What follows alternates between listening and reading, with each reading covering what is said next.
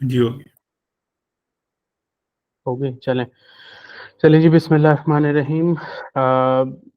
سب سے پہلے تو آپ تمام لوگ جنہوں نے ہمیں آج کے سیشن میں جوائن کیا، ان تمام حضرات کو جو ہماری یہ ویڈیو بعد میں یوٹیوب پہ یا دوسرے سوشل میڈیا چینلز پہ اسٹریم کر رہے ہوں گے، ان تمام لوگوں کو پاکستان میں اور باقی ممالک میں بھی دنیا کے رمضان المبارک کا پہلا عشرہ اختتام پذیر ہونے پہ اور اس کے روزے جو ہیں وہ کامیابی سے رکھنے پر بہت مبارکباد. اور اللہ تعالیٰ کا بہت کرم ہے کہ اس نے ہمیں رمضان المبارک کے روزے رکھنے کی جو ہے وہ توفیق عطا کی. ہمارا جو آج کا سیشن ہے، سب سے پہلے میں اس کی آغاز کرنا چاہوں گا کلام پاک کی تلاوت سے.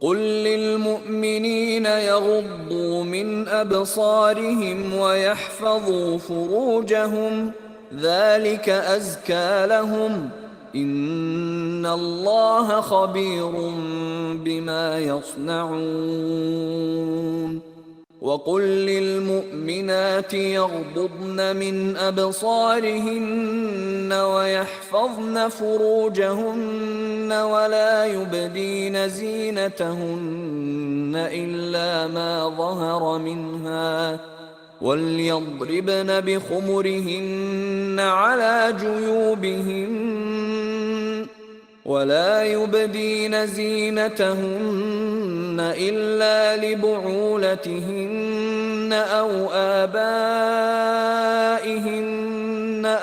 آباء بعولتهن أو أبنائهن أو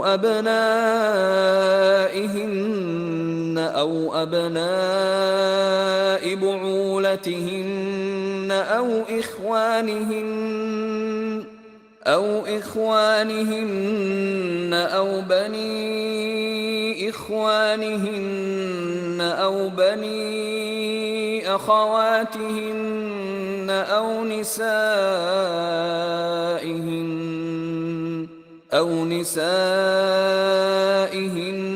أو ما ملكت أيمانهن أو التابعين غير أولي الإربة من الرجال أو الطفل الذين لم يظهروا على عورات النساء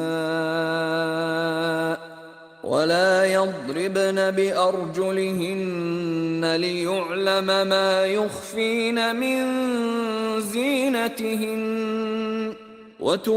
وتوبوا إلى الله جميعا أيها المؤمنون لعلكم تفلحون وأنكحوا الأيام منكم والصالحين من عبادكم وإمائكم إن يكونوا فقراء يغنهم الله من فضله والله واسع عليم.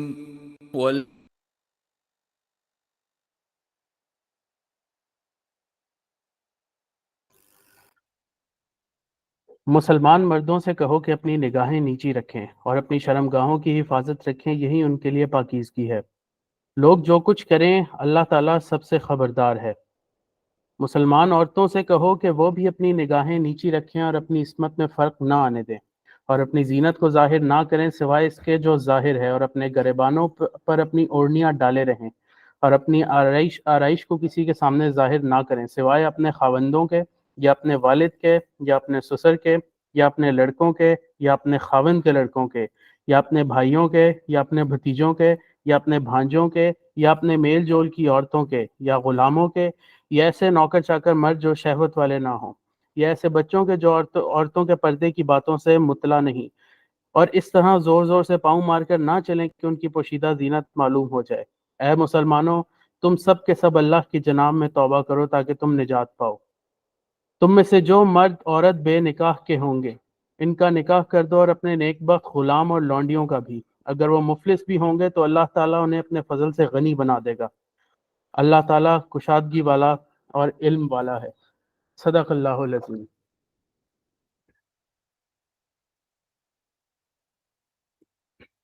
جی، جو ہمارا آج کا ٹاپک ہے اقرا کے انڈر، جو ہمارے فرائیڈے اسپیشل ایپیسوڈز ہوتے ہیں، جس میں ہم مسلمانوں کی، اور خاص طور پہ ہمارا فوکس یہ رہتا ہے کہ آج کل کے نوجوانوں کے جو سوشل مسائل ہیں اس کے حوالے سے ہم کچھ بات کر رہے ہوں، کچھ ڈسکشن کر رہے ہوں، کچھ گائیڈنس لے رہے ہوں قرآن اور سنت کی روشنی میں.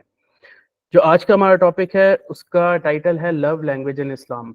دیکھا گیا ہے کہ ہماری سوسائٹی میں خصوصاً اگر بات کی جائے تو ساؤتھ ایشیا میں نہیں تو اوور آل پوری دنیا میں جو اسلامک سوسائٹی ہے وہ بہت حد تک امپیکٹڈ ہے اور انفلوئنسڈ ہے دوسرے مذاہب اور دوسرے کلچر اور دیگر ثقافتوں سے، جس کی وجہ سے جو بیسک سوشل سٹرکچر ہے جو کہ ہمیں بتایا گیا تھا قرآن اور سنت کے ذریعے، وہ بہت حد تک ویک ہو چکا ہے، جس کی وجہ سے ہمیں مختلف سوشل مسائل جو ہیں وہ ایک دوسرے کے سامنے ہمیں اکثر اپنی زندگی میں فیس کرنے پڑتے ہیں.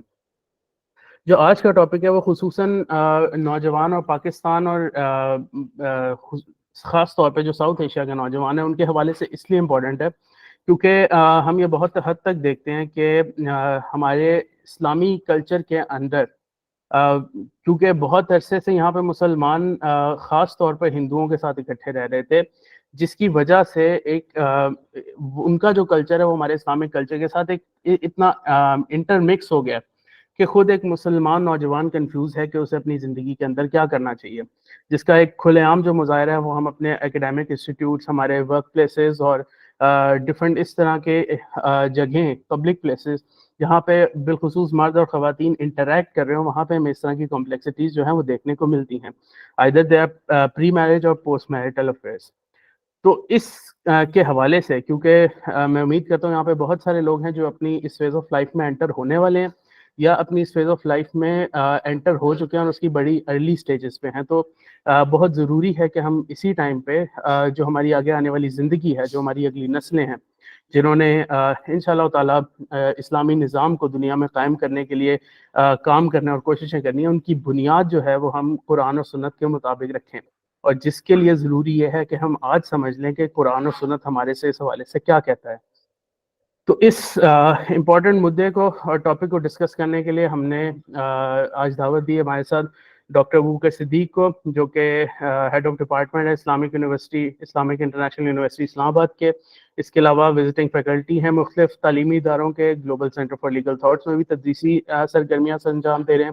اس کے علاوہ انٹرنیشنل لیول پہ مختلف ریسرچ پیپرز کے جو ہیں وہ آتھر بھی ہیں، اور ان کی شخصیت کا بالخصوص اگر میں انٹروڈکشن دیتا جاؤں تو ایک بہت امپورٹنٹ عنصر یہ ہے کہ ان کی ایک بہت مضبوط گرفت ہے اقبالیات کے اوپر، اور وہ اقبالیات کو جس طرح سے انٹیگریٹ کر کے ہماری یوتھ کو انسپائر کرتے ہیں، وہ میرے لیے ذاتی طور پہ ایک بہت ان کا ایک لائکیبل پہلو ہے ان کی پرسنالٹی کا. تو ڈاکٹر صاحب بہت شکریہ آپ نے ہمیں جوائن کیا، اینڈ اوور ٹو یو.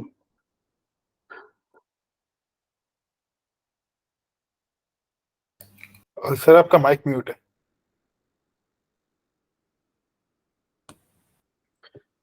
جی بہت شکریہ آپ کا. اور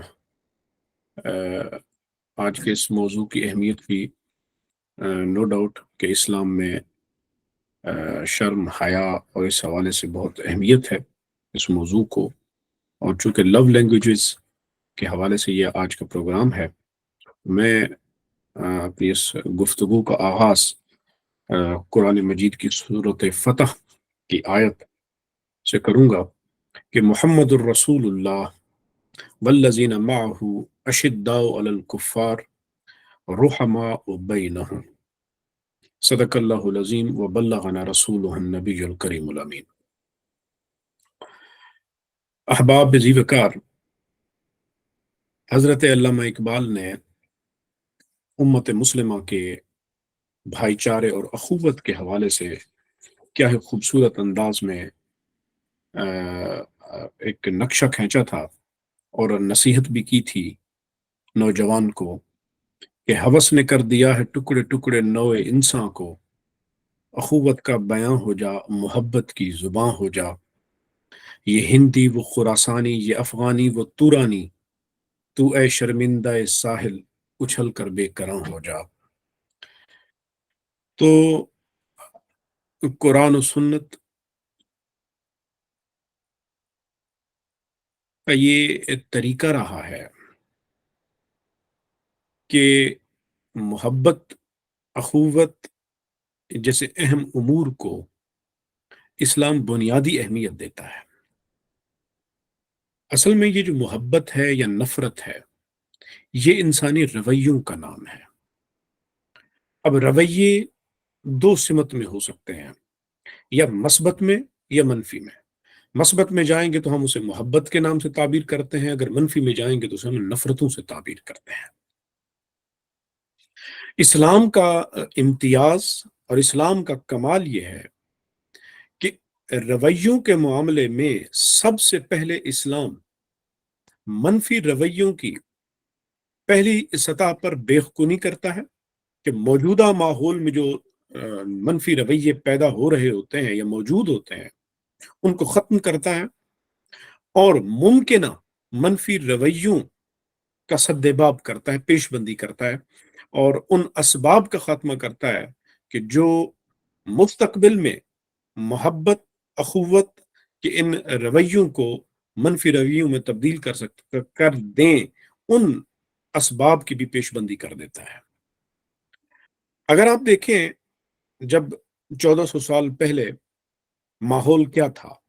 نفرتوں کا ماحول تھا، بیٹیاں زندہ دفن ہو رہی تھیں، معاشرت ایسی تھی کہ بھیڑ بکریوں پہ پانی پینے پلانے پہ جھگڑے ہو رہے تھے، تمہارا گھوڑا میرے گھوڑے سے آگے کیوں بھاگا، اوس و خزرج کی لڑائی شروع ہوئی، اور وہ 50 سال تک رہی، اور جہاں وہ ایک دوسرے کو اوس اور خزرج کے قبیلے والے دیکھتے، نہ عورت دیکھتے، نہ بچے، نہ بچیاں، وہیں پر ایک دوسرے سے بھڑ جاتے اور وہ لاشوں کے انبار لگا چکے تھے۔ یہ ایک نفرتوں کا ماحول تھا، اور ان کے ہاں وہ لڑائی کی تو دل دادا تھے۔ اب ایک ایسی قوم کے اندر اللہ تعالیٰ نے اپنے پاک پیغمبر حضور نبی رحمت صلی اللہ علیہ وسلم کو بھیجا، کیونکہ ٹیم تیار کرنی تھی، اور ایک ٹیم ایسی تیار کرنی تھی کہ جس نے قیامت تک کے لیے اس دین کے سبق کو لے کر چلنا تھا، اور آگے انہوں نے ٹیمیں تیار کرنی تھی۔ تو ضرورت اس امر کی تھی کہ مضبوط بنیادوں پر ایک ٹیم تیار کی جائے۔ تو رویوں کے لیے اسلام نے سب سے پہلا بنیادی طور پر جو توجہ دی وہ ہی رویوں پہ ہے۔ آپ اگر مکی قرآن مجید کی صورتوں کا جائزہ لیں اور اس کے کنٹینٹس پہ آپ کو غور کریں تو آپ کو احکام شریعت نظر نہیں آئیں گے، آپ کو نماز، روزہ، حج، زکوٰۃ کے معاملات آپ کو مدنی زندگی میں نظر آئیں گے، لیکن قرآن مجید کا وہ حصہ جو مکہ مکرمہ میں نازل ہو رہا ہے وہاں پر آپ کو احکامات شریعت نظر نہیں آئیں گے۔ وہاں پہ کیا ہے؟ وہاں پہ رویوں پہ توجہ دی گئی ہے، اور رویے بنتے کس سے ہیں؟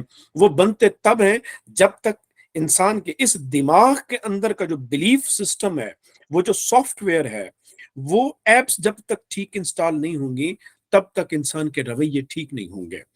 تو وہ جو 13 سالہ مکی زندگی کا دور ہے، نبوی زندگی کا، اس کے اندر انسان کے اس برین میں، اس سسٹم میں جو ایپس انسٹال کی گئی تھی، اس ایپس کا خلاصہ اگر میں آپ کے سامنے بیان کر دوں تو وہی ایمان مفصل اور ایمان مجمل ہے کہ آمنت باللہ وملائکتہ وکتبہ ورسلہ الاخر، کہ میں ایمان لایا اللہ پر، اس کے رسولوں پر، اس کے فرشتوں پر، مرنے کے بعد جی اٹھنے پر، تقدیر کے خیر اور شر پر۔ اور یہ سارے کے سارے عقیدے ٹھیک کیے گئے، بلیف سسٹم ٹھیک کیا گیا، اور بتوں کی پوجا سے نکال کر، آتش پرستی سے نکال کر، اور سیارچے اور سیاروں اور سورج چاند ستاروں کی پرستش سے نکال کر اللہ جل وجدہ کی وحدانیت کی طرف جب لایا گیا، اور حضور نبی رحمت صلی اللہ علیہ وسلم کی رسالت کی طرف لایا گیا، اور ان کے سامنے یہ جب سارا بلیف سسٹم ان کا ٹھیک کر دیا، تو پھر اب ضرورت تھی کہ اب یہ تو بلیف ٹھیک ہو گیا ہے ان کا، اب نظام ان کا ٹھیک ہو گیا ہے، لیکن ایک چیز ابھی باقی تھی، جو اس محبت اور اخوت کا وہ جو نظام آگے ان کو دینا تھا، اس نظام میں جو وائرس ممکنہ لگ سکتا تھا، وہ سب سے بڑا جو بنیادی ایلیمنٹ تھا، جو ابلیس کا اسی انسان کو، جو کیونکہ اس نے کہا تھا کہ میں تو اس کو ورغلاؤں گا، میں تو اس کو بہکاؤں گا، کیونکہ تم نے اسی کی وجہ سے تو مجھے جنت سے نکالا ہے، تو اس لیے وہ جو اس کا سب سے بڑا ہتھیار ممکن ہو سکتا تھا، اسلام نے اس کا سد باب کیا، اور وہ کیا تھا؟ وہ تھا جاہ و منصب اور مال و دولت، کہ یہ ہے وہ بنیادی چیزیں جس کی بنیاد پر انسان ایک دوسرے سے بھڑ جائے گا، جس کی بنیاد پر انسان نفرتیں کرے گا، قتل و غارت بپا کرے گا، کیونکہ حرص ہوس اس کے اندر بھری ہوئی ہے، کیونکہ اللہ تعالیٰ نے خود فرما دیا یہ انسان ہے اور اس کی فطرت کیا ہے؟ ان الانسان خلق ہلوعا، انسان کی فطرت تو یہ ہے کہ یہ لالچی فطری طور پہ لالچی پیدا کیا گیا ہے، اس کی طبیعت میں لالچ ودیت کی گئی ہے، اذا مسہ الخیر منوعا، اور جب بھی اسے کوئی خیر پہنچتی ہے، بھلائی پہنچتی ہے، یہ بد مانتا ہے، اپنے پاس روکنے کی کوشش کرتا ہے، لوگوں تک نہیں پہنچنے دیتا، تو یہ اس کی طبیعت تھی۔ تو کہا اللہ تعالیٰ نے انداز یہ اپنایا اسلام نے، اور یہ بڑا اسلام کا امتیاز تھا، یہ صرف اور صرف آسمانی مذہب ہی کر سکتا تھا، وحی ہی کر سکتی تھی کہ سب سے پہلے جاہ و مال اور منصب کی حقیقت کو قرآن مجید نے دنیا کے سامنے جو ہے وہ واضح کیا۔ اللہ تعالیٰ نے، میں یہاں پر صرف مختصر طور پر بیان کروں گا کہ جس طرح کہ سورۃ آل عمران میں اللہ تعالیٰ نے ارشاد فرمایا کہ زُيِّنَ لِلنَّاسِ حُبُّ الشَّهَوَاتِ مِنَ النِّسَاءِ وَالْبَنِينَ وَالْقَنَاطِيرِ الْمُقَنطَرَةِ مِنَ الذَّهَبِ وَالْفِضَّةِ وَالْخَيْلِ الْمُسَوَّمَةِ وَالْأَنْعَامِ وَالْحَرْثِ ذَلِكَ مَتَاعُ الْحَيَاةِ الدُّنْيَا وَاللَّهُ عِندَهُ حُسْنُ الْمَآبِ۔ تو یہ اللہ تعالیٰ نے قرآن مجید میں واضح طور پہ فرما دیا، گن گن کے چیزیں بتا دی جو انسانی رویوں کو منفی بنا سکتی تھیں، جو محبت کی دیوار میں دراڑ پیدا کر سکتی تھیں، اخوت کے نظام کو پارا پارا کر سکتی تھیں، ایک ایک گنوا کے اللہ تعالیٰ نے قرآن مجید میں ان کی حقیقت کو واضح کر دیا بندہ مومن کے سامنے، اور کہا کہ لوگوں کے لیے ان خواہشات کی محبت آراستہ کر دی گئی ہیں۔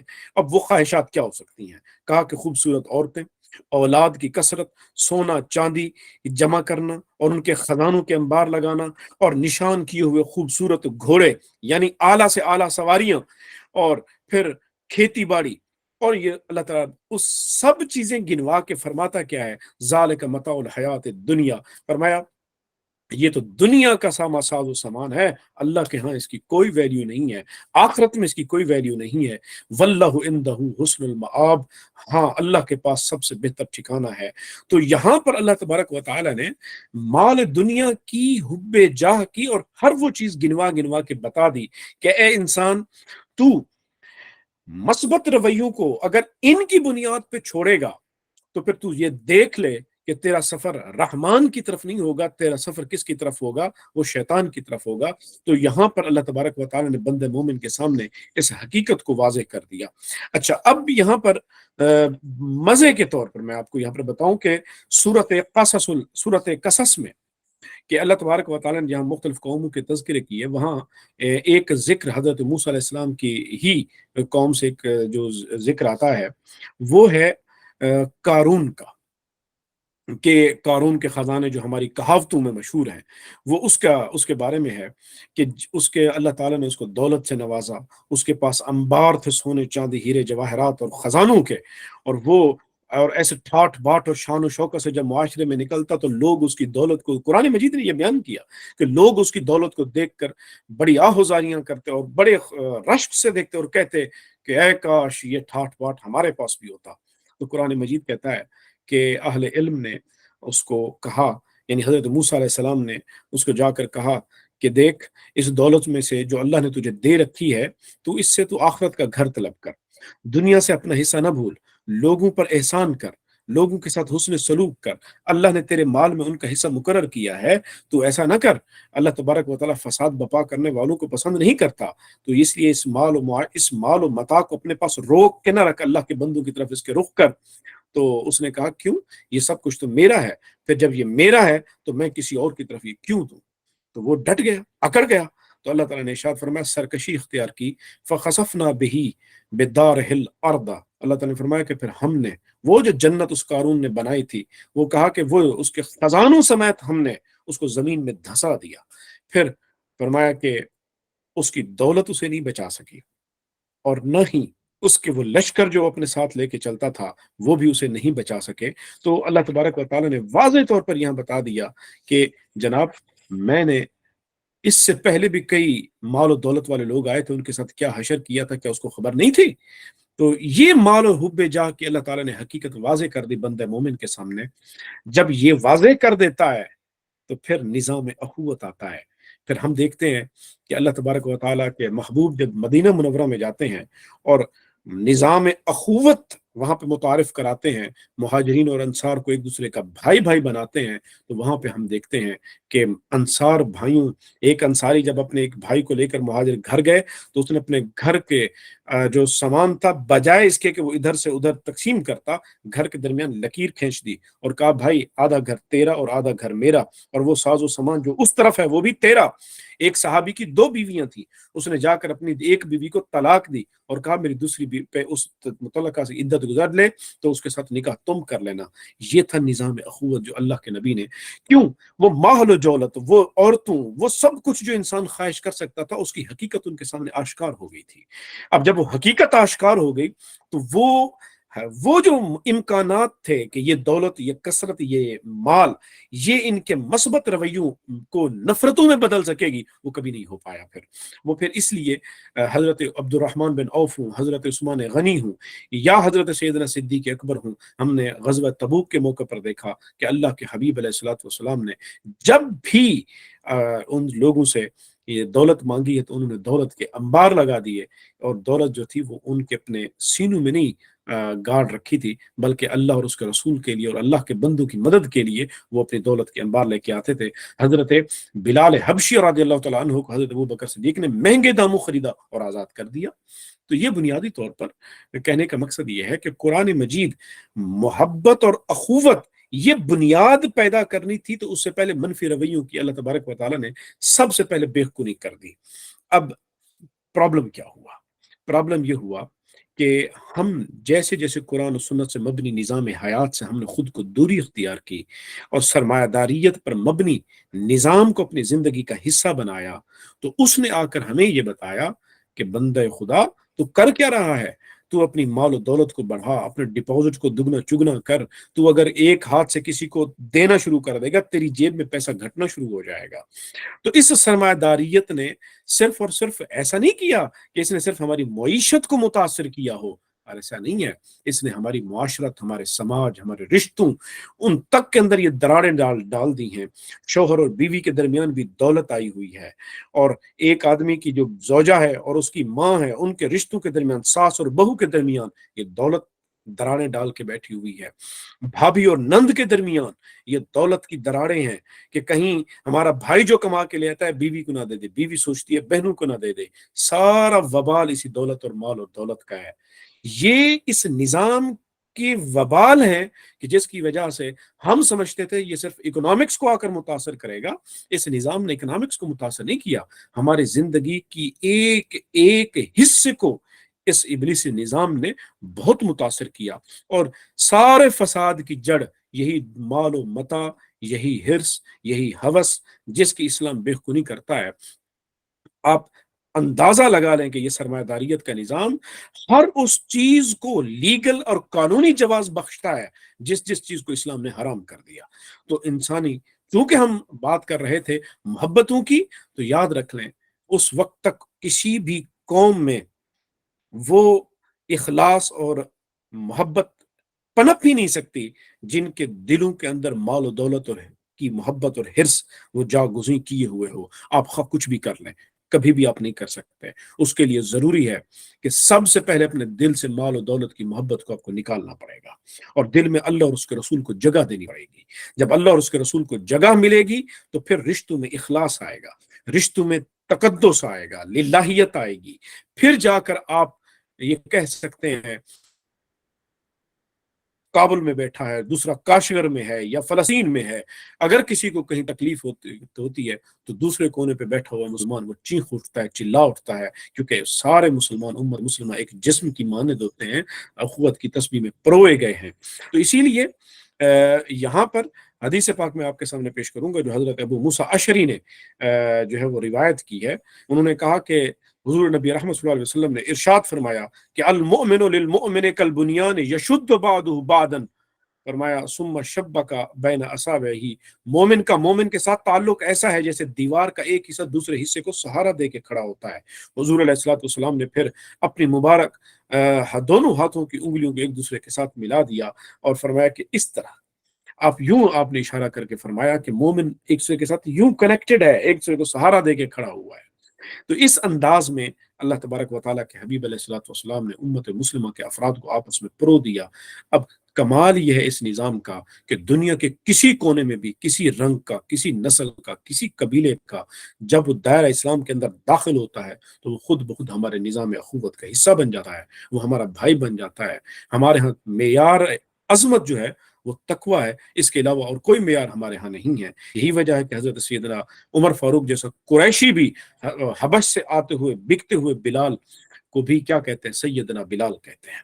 تو ہمارے ہاں اسلام کے دامن کے اندر جب کوئی جڑتا ہے تو یہاں محبتوں کی فراوانی ہے، یہاں اخوت کی جہانگیری ہے۔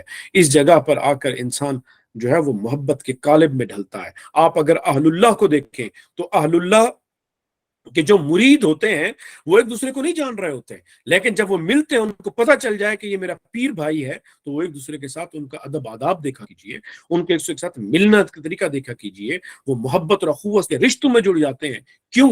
اس لیے کہ اللہ والے اللہ کے بندوں کو محبت کے تعلق میں جوڑتے ہیں۔ ان کو پتہ ہے کہ ہم نے جو اس دنیا میں کام کرنا ہے وہ کام یہ کرنا ہے کہ ہم نے محبت کا پیغام دینا ہے، ہم نے لوگوں کو جوڑنا ہے۔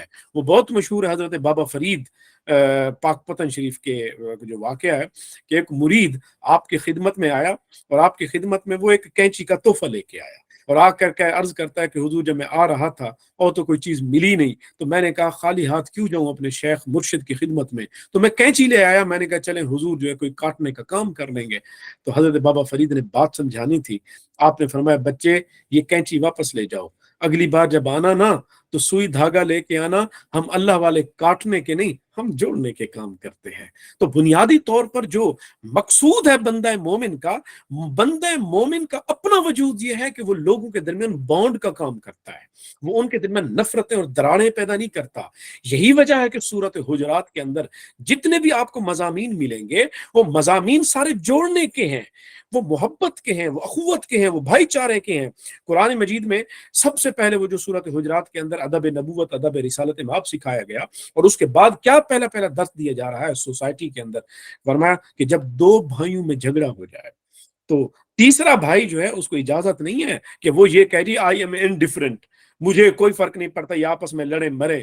کہا کہ تیسرے کو یہ اجازت نہیں ہے، یہ گناہ کبیرہ کا مرتکب ہوگا، اللہ کے ہاں وہ مجرم ہوگا کہ دو بھائی لڑ پڑے اور وہ تیسرا بیٹھ جائے۔ کہا کہ نہیں، اس تیسرے کا فریضہ یہ ہے کہ دونوں کے درمیان صلح کرائے، اور ہاں اگر کوئی اس صلح سے انکار کرے اور وہ بغاوت کی طرف جائے تو تیسرے کا فرض بنتا ہے کہ اس کا بائیکاٹ کرے، اور تب تک کی یہ رکھے جب تک کہ وہ راہ حق پہ لوٹ نہ آئے اور بھائی چارے اور اخوت کو دوبارہ سے وہ بحال نہ کرے۔ یہ قرآن مجید کی صورت ہے حجرات۔ کیوں قرآن مجید کہہ رہا ہے کہ تم میں سے کوئی مرد دوسرے مرد کا مذاق نہ اڑائے، تم میں سے کوئی عورت دوسری عورت کا مذاق نہ اڑائے؟ ممکن ہے کہ جس کا تم مذاق اڑاتے ہو اللہ کے نزدیک وہ تم سے زیادہ عزت والے ہو۔ بنیادی طور پر وجہ کیا ہے کہ جب آپ کسی کا مذاق اڑائیں گے اس کے دل میں آپ کے لیے نفرت کے جذبات آئیں گے، کبھی بھی محبت پیدا نہیں ہوگی۔ تو اس محبت کو باقا اور دوام بخشنے کے لیے قرآن مجید کہہ یہ رہا ہے کہ ایک دوسرے پر لطیفے بنانے چھوڑ دو، پٹھان پنجابی پہ لطیفے نہ بنائیں، اور پنجابی پٹھانوں پہ نہ بنائیں، سرائکی پنجابی انہیں پہ نہ بنائیں، پشتون ان پہ نہ بنائیں، سندھی ان پہ نہ بنائیں، اس لیے کہ یہی تو وہ عصبیتیں ہیں کہ اسلام نے سب سے پہلے جن عصبیتوں کی جو جڑ کاٹی تھی وہ یہی نسلی تفاخر ہی تو تھے کہ تم ذات کے فلاں میں ذات کا فلاں، تم سندھی میں بلوچی فلاں۔ کہا کہ یہ تو تمہاری صرف پہچانے ہیں کہ تم کہاں سے، تمہارا جغرافیہ کہاں سے ہے۔ میں پاکستانی ہوں، میں کوئی پاکستانی قوم تھوڑی ہے، سعودی قوم تھوڑی ہے، ہم قوم ایک ہیں، اور وہ قوم کیا ہے ہماری؟ ہم ہیں امت مسلمہ، یہ ہے ہماری قومیت۔ ہاں ہماری جغرافیائی پہچان کیا ہے؟ میں پاکستانی ہوں، میں جغرافیائی پہچان میری پاکستان ہے، جغرافیائی پہچان میرے کسی اور بھائی کے افغانستان ہو سکتی ہے، کسی اور کے انڈیا ہو سکتی ہے، کسی اور کی سعودی عرب ہو سکتی ہے، کوئی ساؤتھ افریقہ میں بیٹھا ہو سکتا ہے۔ جغرافیائی پہچانیں جو ہے وہ کسی کے نسلی تفاخر اور تکبر، اس بڑائی کی سبب نہیں ہو سکتی۔ ہمارے ہاں جو تقویٰ کا جو معیار ہے بڑائی کا وہ ایک ہی ہے، اور وہ ہے پاکیزگی کردار، اور وہ خواہ بھیڑ بکریاں چرانے والا چرواہا ہی ہوگا تو وہ کسی بلینئر مسلمان سے جو صاحب کردار نہیں ہے وہ چرواہ افضل ہے۔ اسی لیے تو حضور نبی رحمت صلی اللہ علیہ وسلم نے حدیث پاک میں فرمایا خلافت کے بارے میں کہ تم پر اگر کسی چرواہے کو، کالے چرواہے، حبشی چرواہے کو بھی تم پر اگر حاکم اور خلیفہ بنایا جائے تو تم پر اس کی اطاعت لازم ہے۔ کس لیے کہا گیا؟ یعنی وہ اگر کردار میں پاکیزہ ہو اور وہ تم پر آ جائے تو پھر تم پر لازم ہے۔ تو اسلام بنیادی طور پر جو رشتے اور اخوت اور بھائی چارہ اور محبت پیدا کرتا ہے، یہی مقصود ہے، یہی مقصود فطرت ہے، یہی رمز مسلمانی، اخوت کی جہانگیری، اخوت کی جہانگیری حضرت اقبال کہتے ہیں۔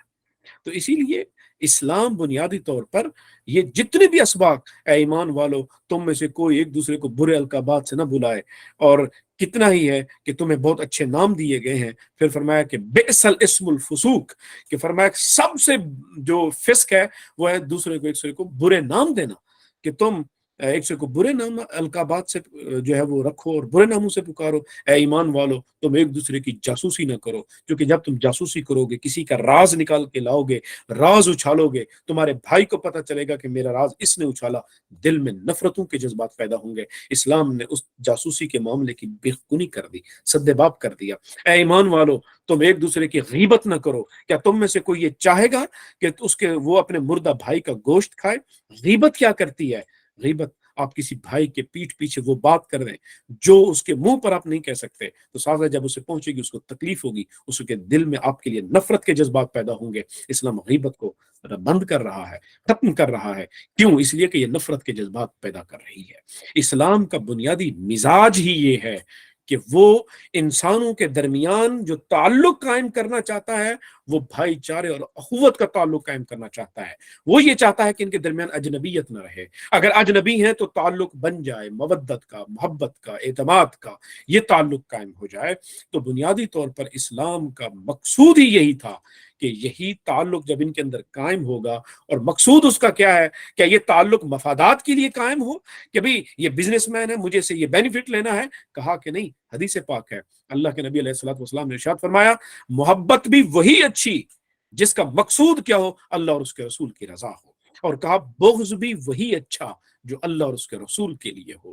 تو اس کا مطلب ہے کہ بیچ میں انسان کی اپنی ذات ختم ہو گئی ہے، تو نہیں رہا۔ اب تیرے لیے کون ہے؟ تیرے لیے اللہ اور اس کا رسول ہے۔ اب تیرے تمام تعلقات کے اندر اللہ اور اس کے رسول کی رضا کی جھلک ہوگی، اور تبھی جا کر یہ رشتہ اخوت تمہارے لیے کچھ ثمرات لے آئے گا، تمہارے لیے برکات کا سبب بنے گا، تمہارے لیے وہ پرامن معاشرہ قائم ہو جائے گا کہ جس میں پھر تمہیں سیکیورٹی کا پرابلم نہیں ہوگا، کیونکہ تم ایک دوسرے کے سہارا ہوگے، تم ایک دوسرے کے رکھوالے ہوگے۔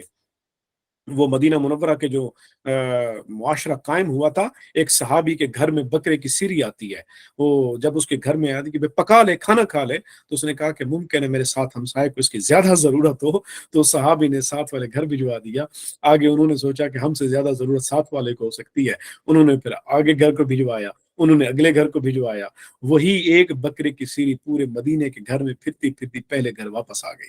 کسی نے سٹور کر کے نہیں رکھے اچھا کل کھا لیں گے، نہیں، ہر ایک نے ترجیح دی ہے ساتھ والے کو، ہر ایک نے ترجیح دی ہے اگلے کو۔ یہ کیا تھا؟ یہ ترجیح تھی اپنی ذات پر اپنے بھائی کو ترجیح دینا، اور اس کی وجہ کیا تھی؟ اس کی وجہ بنیادی طور پر وہ تعلق تھا جو اللہ اور اس کے رسول نے ان کے درمیان بنا دیا تھا۔ وہ تعلق تھا اخلاص کا، وہ تعلق تھا مودت کا، وہ تعلق تھا محبت کا۔ اس تعلق کی بنیاد پر وہ معاشرہ اس انداز میں بنا کہ پھر آسمان نے ویسا معاشرہ آج تک نہیں دیکھا، کیونکہ ہم جتنا وقت گزرتا گیا اللہ اور اس کے رسول کے اصولوں سے، وہ اصول جو ہمیں امن کا جو ایک گہوارہ بنا سکتے تھے ہمارے معاشرے کو، ان اصولوں سے ہم نے خود کو ڈیویٹ کیا، ہم نے اغیار کے اصولوں کو اپنائے۔ اب اغیار جنہوں نے وہ نظام بنائے انسانوں نے بنائے، اب انسانوں کا جو بھی طبقہ نظام بنائے گا تو صاف ظاہر ہے اس طبقے کے اپنے مفادات ہوں گے، تو وہ طبقاتی تقسیم اور طبقاتی کشمکش کی شکار ہو جائے گا، اور اسی کا شکار آج ہم ہیں۔ ہم کہنے تو اسلامی ریاست پاکستان کے فرد ہیں، مگر ہمارا عملی نظام حیات جو ہے ہم پر جو مسلط ہے، جس میں ہمیں زندگی گزارنی پڑ رہی ہے، وہ کچھ اور ہے، اس کے تقاضے کچھ اور ہیں۔ جبکہ ہمارے کانوں میں جو آواز پڑتی ہے وہ اللہ اکبر کی صدائیں ہیں، ہمارا ایمان کچھ اور ہے، ہمارا عملی جو نظام حیات ہے وہ کچھ اور ہے، ہمارے ایمان و عمل میں کمپیٹیبلٹی نہیں ہے۔ ہم کہنے کو زبان سے تو کہہ دیتے ہیں کیا حال ہے بھائی، ٹھیک ہے، بھائی کے معنی نہیں سمجھتے۔ بھائی جب ضرورت میں تکلیف میں آ جائے، بھائی جب مصیبت میں آ جائے، اور ایک طرف ہم بھائی کو دیکھیں اور دوسری طرف ہم اپنی دولت کو دیکھیں تو دولت پیاری نظر آئے اور رشتے ہمیں جو ہے وہ پیارے وہاں پر نظر نہ آئے۔ اور یہی وجہ ہے کہ ماضی کی نسبت آج میں اگر آپ دیکھیں تو رشتہ داروں کا ایک دوسرے کے گھروں کی طرف جانا بہت کم ہو گیا ہے، بہت کم ہو گیا ہے۔ وجہ کیا ہے؟ وجہ اگین میں آپ کو بتاؤں، اسی سرمایہ داریت نے وہی مال و دولت، وہی حرص و ہوس جو اخوت اور بھائی چارے اور محبت کو توڑ سکتی تھی، وہی کچھ ہوا۔ اسلام سب سے پہلے اسی مال و دولت، انہی اسباب کا خاتمہ کرتا ہے تاکہ یہ تعلق بحال ہو، یہ تعلق قائم ہو۔ دوستوں کے درمیان محبت، باپ بیٹے کے درمیان محبت، آپ میاں بیوی کے درمیان محبت، عورتوں کی ماں کی بیٹی کے ساتھ، بہن کی بہن کے ساتھ محبت، یہ رشتوں کی ساری جو محبتیں ہیں یہ صرف اور صرف اسی بنیاد پر قائم رہ سکتی ہیں کہ جو بنیادیں اللہ اور اس کے رسول نے دی ہیں۔ اگر ہم ان بنیادوں سے ہٹ کر کسی اور انداز میں محبتیں تلاش کرنا کریں گے تو پھر یاد رکھ لیجئے اخلاص و للہیت نہیں رہے گی۔ پھر اس محبت کے پردے کے پیچھے یا تو کسی کا مادیت پر مبنی کوئی مفاد ہوگا، یا اس کے پیچھے جنسانی اور نفسانی خواہشات ہوگی، یا پھر جنسانی ہوس ہوگی، یا کچھ اور ہوگا۔ وہاں پر پھر للہیت و اخلاص نہیں ہوگا۔ اور یہی آج ہم اس زمانے میں دیکھ رہے ہیں کہ محبتیں آلودہ ہو چکی ہیں، اور محبتیں آلودہ ہونے کی بنیادی وجہ کیا ہے؟ وہ وجہ وہی ہے کہ ہم نے اغیار کے اصولوں کو اپنا لیا اور اللہ کے اور اس کے رسول کے اصولوں کو ہم نے چھوڑ دیا۔ اور یہی وجہ ہے کہ ہمیں سریا نے آسمان سے، ہمیں سریا سے زمین پہ دے مارا۔ تو یہ والی کیفیت میں ہم آئے ہوئے ہیں۔ کہاں وہ اسلاف تھے جو خود اخوت کا بیان تھے، اور کہاں آج ہم ہیں کہ اخوت کو ترس رہے ہیں۔ تو ہمیں کہیں نہ کہیں سوچنا تو پڑے گا آخر ہم سے خطا کہاں ہوئی کہ وہ خود جو تھے وہ خود گلشن تھے اور ہم کلی کو ترس رہے ہیں۔ تو بنیادی طور پر یہ ساری خرابی ہمارے ہاتھوں کی اپنی کمائی ہوئی ہے۔ تو اسلام کی جو لو لینگویجز ہیں وہ یہی ہیں جو آپ کے سامنے میں نے رکھی ہیں، کہ تمام محبت اور اخوت کے رشتے، اس کے پیچھے دوام صرف ان کو تبھی مل سکتا ہے کہ اگر وہ اللہ اور اس کے رسول کی نسبت سے بنے، بغیر کسی مادی وجوہات کے بنے۔ اسی لیے اسلام کہتا ہے کہ مخلص دوست جو ہے وہ اللہ کی نعمت ہوتے ہیں۔ اگر کسی کو مخلص دوست مل جائیں تو پھر وہ اللہ کا شکر ادا کیا کرے، کیونکہ جو مخلص دوست ہیں وہ اللہ کی نعمت سے کم نہیں ہوتے ہیں، وہ بھائیوں کی طرح ہوتے ہیں، تو ان کی قدر کی جانی چاہیے۔ اور ایک اسلام کے اسباق میں آتا ہے، یا تو حدیث پاک ہے اور اس کا مفہوم یہ ہے کہ آ کر کہ میرے والد دنیا سے چلے گئے تو میں اب ان کے ساتھ کیسے میں ان کو جو ہے وہ خوش کروں۔ تو انہوں نے کہا کہ فرمایا گیا اس آدمی سے کہ ان کے جو تعلق تھے، ان کے جو دوست تھے، ان کے ساتھ حسن سلوک کرو، کہ اس کا سکون تمہارے والد کو پہنچے گا۔ کہ حسن سلوک، یہ سارے کے سارے اسلام جو ہے وہ محبتوں کا درس دیتا ہے۔ ایک صحابی حضور نبی رحمت صلی اللہ علیہ وسلم کے ساتھ بیٹھے ہوئے تھے، تو ایک اور صحابی سامنے سے گزر رہے تھے۔ اللہ کے نبی علیہ السلام سے صحابی نے عرض کیا، یا رسول اللہ، وہ جو بندہ جا رہا ہے نا، یا رسول اللہ مجھے اس سے بڑی محبت ہے، مجھے بہت اچھا لگتا ہے، اس کے اخلاق سے متاثر تھے، اسے جو بھی تھا۔ انہوں نے عرض کیا، یا رسول اللہ مجھے اس سے بہت محبت ہے۔ آپ نے پوچھا، کیا تم نے اس کو بتایا ہے کہ تم اس سے محبت کرتے ہو؟ انہوں نے کہا، یا رسول اللہ میں نے اس کو بتایا نہیں ہے۔ تو آپ نے فرمایا، جاؤ بھاگ کے جاؤ، جا کر اس کو بتاؤ کہ تم اس سے محبت کرتے ہو۔ تو یہ محبت جا کر پھر اس کو بھیجا کہ ایک دوسرے کو اظہار کیا کرو کہ مجھے آپ سے محبت ہے، میں آپ سے دلی لگاؤ ہے میرا، میں آپ کا احترام کرتا ہوں۔ اسلام اس پاکیزہ انداز میں رشتوں کے اندر تقدس کو جو ہے وہ پروان چڑھاتا ہے۔ اسلام محبت کا یہ بیان دیتا ہے، اسلام وہ بنیاد دیتا ہے جو بابا فرید نے دی ہے کہ ہم اللہ والے کاٹنے کے نہیں، ہم جوڑنے کے کام کرتے ہیں۔ تو آپ لوگوں سے بھی، ہر بندہ مومن سے جو قرآن و سنت اس کی ڈیوٹی لگا رہا ہے وہ یہ ہے کہ اللہ کے بندوں کو جوڑنے والے بنے، توڑنے والے نہ بنے۔ بہت شکریہ۔ جی سر، جزاک اللہ، بہت شکریہ۔ اچھا، ایک چھوٹا سا جو ہے میں کوشچن کروں گا، جس کے بعد ہم آگے کیو این اے سیشن کریں گے۔ ایک تو تھوڑا سا اگر آپ ایکسپلین کر دیں فوکسڈ کہ مطلب پریکٹیکلی اگر کسی جگہ پہ کسی لڑکی کو لڑکے سے یا لڑکے کو لڑکی سے کوئی اس طرح کی فیلنگز ڈیولپ ہوتی ہیں، تو ان کے لیے کیا حکم ہے شرعی کہ ان کو کس طرح وہ اس پروسیس کو قرآن و حدیث کے مطابق لے کے چلنا ہے؟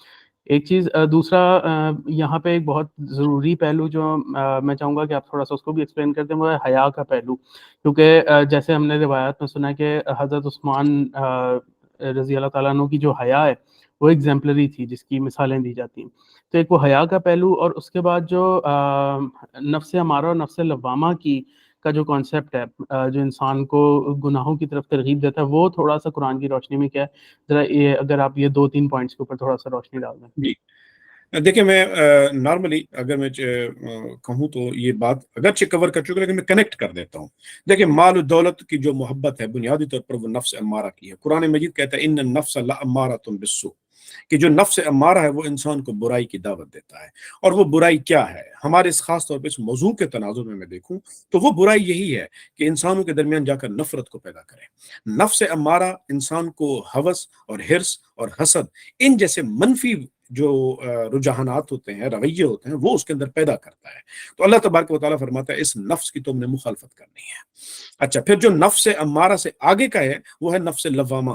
نفس لوامہ کا لفظ ہے ملامت سے نکلا ہے، کہ یہ وہ نفس کا وہ منصب ہے، وہ نفس کی قسم ہے کہ جب بندہ کوئی منفی عمل کر بیٹھتا ہے لیکن اگلے ہی لمحے اس کے اندر، چونکہ دل زندہ ہوتا ہے، اگلے ہی لمحے اس کے اندر احساس ندامت بیدار ہوتا ہے اور وہ ندامت کے آنسو بہاتا ہے اور اپنے رب کی بارگاہ میں توبہ کرتا ہے۔ اسی لیے قرآن مجید میں نفس لوامہ کی تعریف کی گئی ہے کہ اللہ کو بہت پسند ہے کہ وہ انسان نادانی میں گناہ کر بیٹھتا ہے اور پھر وہ اپنی اسی گناہ کو وہ نادم ہوتا ہے اور اللہ کی بارگاہ میں توبہ کرتا ہے۔ تو حضرت عمر کے ایک دفعہ حضرت عمر نے بھی فرمایا کہ اگر تم لوگ سارے کے سارے نیکوکار ہو جاؤ تو اللہ تمہیں لے جائے گا، ختم کر دے گا، اور ایک ایسی قوم لے آئے گا جو گناہ کریں گے اور بعد میں اللہ سے توبہ کریں گے۔ لیکن اس کا یہ مطلب ہی نہیں ہے کہ بھی گناہ کریں اس لیے کہ جی بعد میں توبہ کریں گے، تو گناہ کبیرہ ہے۔ تو اس لیے ندانی میں جو گناہ ہو گئے تم سے، تو اس پر اگر تم نے اپنے رب کی بارگاہ میں سر بسجود ہو کر توبہ کی، ندامت کا احساس کیا، تو یہ وہ نفس ہے جو اللہ کو بہت پسند ہے۔ اور تیسرا اعلیٰ درجہ ہے وہ نفس مطمئنہ کا ہے۔ وہ نفس مطمئنہ پھر وہ ہے کہ جہاں انسان کی اپنی انا ختم ہو جاتی ہے، وہ خود نہیں رہتا، وہ اعلیٰ منصب پر لوگ ہوتے ہیں۔ پھر وہاں پر یہ نہیں ہے کہ میں نے کچھ جو ہے اپنے پاس محفوظ رکھ لیا تو وہ میری بچت ہوگی اور اگر دے دیا تو ختم ہو گیا۔ نہیں، برتر از اندیشہ سود و زیاں ہے زندگی، کبھی جاں کبھی تسلیم جاں ہے زندگی۔ تو وہاں پر تصور وہ اعلیٰ قسم کے لوگ ہو جاتے ہیں۔ جہاں تک حیا کی بات ہے تو بالکل قرآن مجید کی سورۃ نور جو ہے وہ اسی کے بارے میں اس کا فوکس ہے، جو وہ درس دیتی ہے کہ سورۃ نور کی آیتیں جو ہے وہ واضح طور پر مرد اور عورت کو اس بارے میں دیتی ہیں کہ مومن مردوں سے کہہ دیں کہ اپنی کچھ نگاہیں نیچی رکھیں اور اپنی شرمگاہوں کی حفاظت کریں، یہ ان کے لیے زیادہ پاکیزہ ہے، بے شک اللہ تعالیٰ اس سے پوری طرح باخبر ہے جو وہ کرتے ہیں۔ تو اسی طرح اللہ تعالیٰ نے مومن عورتوں سے کہہ دیں کہ اپنی کچھ نگاہیں نیچی رکھیں اور اپنی شرمگاہوں کی حفاظت کریں۔ اور حضور نبی رحمۃ اللہ علیہ وسلم نے فرمایا کہ تم دو چیزوں کی مجھے گارنٹی دے دو حفاظت کی، ایک وہ جو تمہاری منہ میں ہے اور ایک وہ جو تمہاری ٹانگوں کے درمیان ہے۔ فرمایا کہ میں تمہیں جنت کی ضمانت دیتا ہوں۔ یہ دو چیزیں ہیں۔ دیکھیں، برائی اور بے حیائی کی ابتدا ایک چیز ہے کہ زبانی طور پر وہ زبان بے حیائی اور اس کی امور کی ابتدا کرتی ہے، اور انسان عملاً پھر اپنی شرمگاہوں کی حفاظت کو کھو دیتا ہے، تقدس کو کھو دیتا ہے، وہ اس طرف عملی طور پر۔ یہ دونوں چیزوں کی حفاظت حضور نبی صلی اللہ علیہ وسلم نے گارنٹی مانگی، تو فرمایا میں تمہیں جنت کی ضمانت دیتا ہوں۔ تو اس لیے اسلام کے اندر حیا اور شرم، حضور علیہ الصلوۃ والسلام کے بارے میں تو تھا کہ آپ کے اندر تو کنواری لڑکیوں سے بھی زیادہ حضور نبی رحمۃ اللہ علیہ وسلم کے اندر شرم و حیا تھی۔ اور حضرت عثمان غنی صحابہ کرام میں شرم اور حیا کے اعلیٰ مقام پر فائز تھے۔ وہ ایک مشہور ہے نا کہ حضور نبی رحمۃ اللہ علیہ وسلم بہت کیا کہتے ہیں کہ استراحت فرما تھے، آپ بیٹھے ہوئے تھے، تو آپ جو تھے، آپ کی پنڈلی مبارک کے اوپر سے آپ کا کپڑے جو وہ تھوڑا سا ہٹا ہوا تھا، اور دستک ہوئی، پوچھا کون؟ کہا کہ ابو بکر اجازت چاہتے ہیں، تو آپ فرمایا کہ آنے دیں۔ حضرت ابو بکر صدیق آ گئے، پھر کچھ دیر بعد حضرت عمر آئے، کہا کہ آنے دیں، کچھ دیر بعد حضرت علی المرتضیٰ تشریف لائے، اجازت مانگی، آپ نے فرمایا آنے دیں، تو پھر اجازت ہوئی کچھ دیر بعد، کون ہے جی؟ عثمان۔ آپ نے فرمایا اسے کہیں کہ رک جائے۔ حضرت عثمان رک گئے، پھر حضور صلی اللہ علیہ وسلم اٹھ کے بیٹھے، آپ نے اپنی پنڈلی مبارک کے اوپر سے کپڑا بنایا، اور پھر آپ بالکل ٹھیک ہو کے بیٹھے، اب فرمایا کہ عثمان کو آنے دو۔ تو حضرت عثمان آئے، صحابہ یہ ماجرا دیکھ رہے تھے، صحابہ نے عرض کی یا رسول اللہ، ابو بکر تشریف لائے، عمر آئے، علی آئے، یہ سارے کے سارے تشریف لائے، آپ نے تو اس طرح کوئی کام نہیں کیا، عمل نہیں کیا، لیکن جب عثمان آئے تو آپ نے روک دیا اور آپ اٹھ کے بیٹھ گئے، یا رسول اللہ ایسا آپ نے کیوں کیا؟ تو حضور نبی رحمۃ اللہ علیہ وسلم فرمایا، آپ نے فرمایا میں ایسا کیسے نہ کروں کہ جب عثمان میرے پاس بیٹھا ہو تو جبریل بھی آتا ہے تو حیا کر کے آتا ہے۔ حضرت سیدنا عثمان غنی کی حیا کا یہ عالم ہے۔ اور ایک اور حدیث پاک ہے حضرت سیدنا عثمان غنی کے بارے میں، آپ نے فرمایا جب سے عثمان نے اسلام قبول کیا ہے، اس نے تو اپنی شرمگاہ کو بھی پلٹ کے نہیں دیکھا۔ یہ انداز تھا حضرت سیدنا عثمان غنی کی، تنہائی کے عالم میں بھی، یعنی ان کی تنہائیاں پاکیزہ ہیں۔ تو یہاں یہ میں آپ کو شرم و حیا کے بارے میں کہوں کہ انسان کی تنہائی اگر آلودہ ہو جائے تو پھر آلودہ تنہائیوں سے زندہ دل کبھی نہیں ہو سکتا، اور آلودہ تنہائیاں تمہیں کبھی بھی پاکیزہ معاشرے نہیں دے سکتی۔ تو اپنی تنہائیوں کو، اپنی خلوتوں کو پاکیزہ کیجئے، تمہیں بہترین معاشرے مل جائیں گے۔ بہت شکریہ سر۔ میں اور یہاں پر ایک اور بات میں بتاتا چلوں جی کہ جہاں تک ترجیحات، ایک فطری اللہ تبارک و تعالیٰ نے انسان کے اندر فطری خواہشات رکھی ہیں، ان فطری خواہشات کو اسلام کا حسن یہ ہے کہ اگر پابندی نہیں لگاتا۔